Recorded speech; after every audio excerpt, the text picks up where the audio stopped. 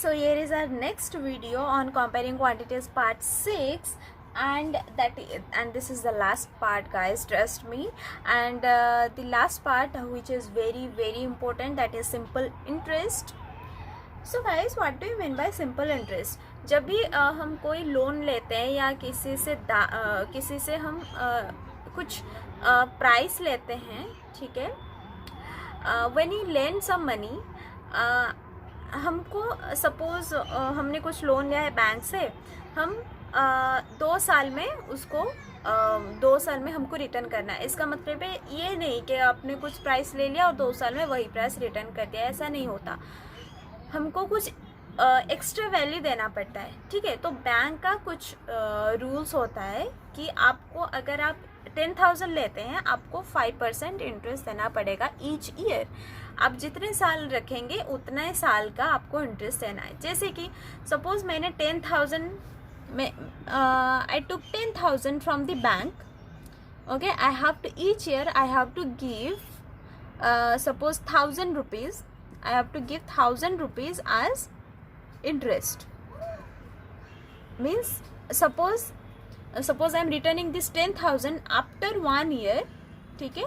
तो मैं 10,000 नहीं रिटर्न करूँगी, मुझे 11,000 रिटर्न करना है। 11,000 में मुझको रिटर्न करने, क्यों? इसको ऐड करके, दिस इज़ माई इंटरेस्ट। क्योंकि बैंक ने पहले ही मुझे बता दिया था कि आपको ऐसे ये हमारा कंडीशन है, आपको इस हिसाब से चलना है, तो आप लोन ले सकते हैं। And I agreed that. So मुझे 11,000 पे करना है। अगर मैं 3 साल बाद देती हूँ तो मुझे इंटरेस्ट कितना आ जाएगा? पर ईयर आ जाता है 1,000। तो 3 ईयर में आएगा 1,000 into 3 which is equals to 3,000। तो मेरा यहाँ इंटरेस्ट आ गया 3,000 for 3 years।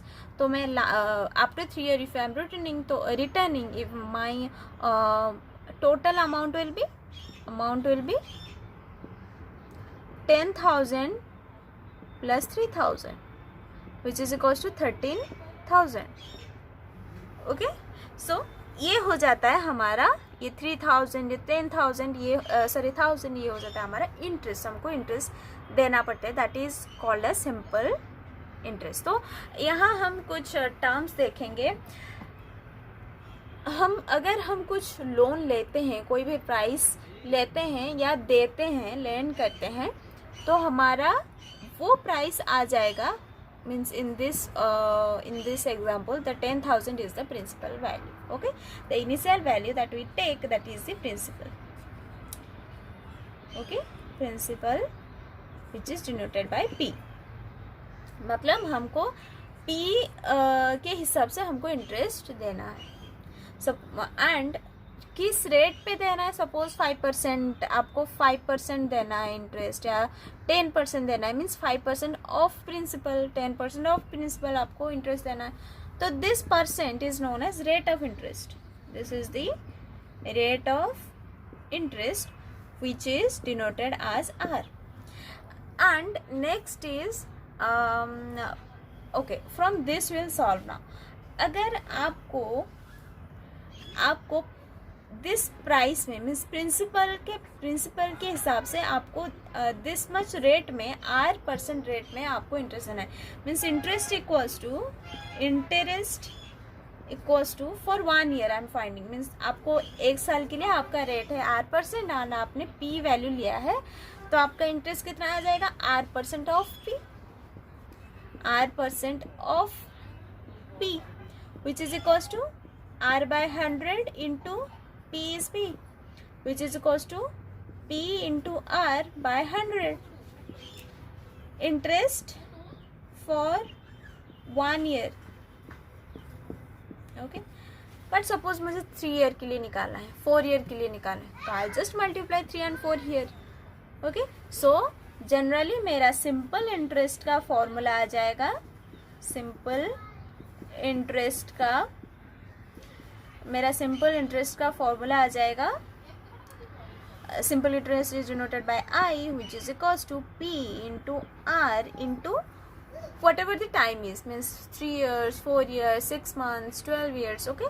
That is denoted as P, divided by 100. या 1 year भी I'll put here 1. This is my final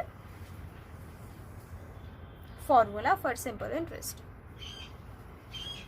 So, and now another new term comes, the amount.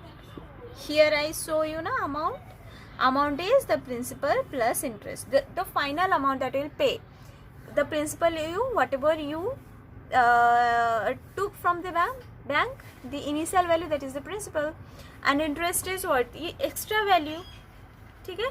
अभी amount क्या आ जाता है, प्रिंसिपल.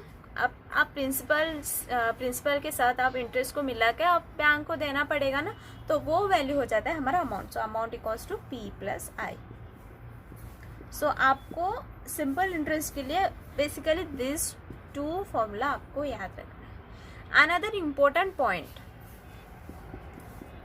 सपोज आपको क्वेश्चन में दिया है 3 years, 4 years, 5 years, तो आप T के जगह आप 3, 4, 5 लिखेंगे. ठीक है.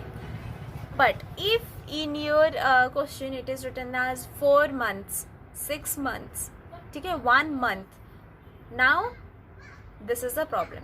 Here you have to convert the month into year. Means suppose आपको दिया गया है 1 month.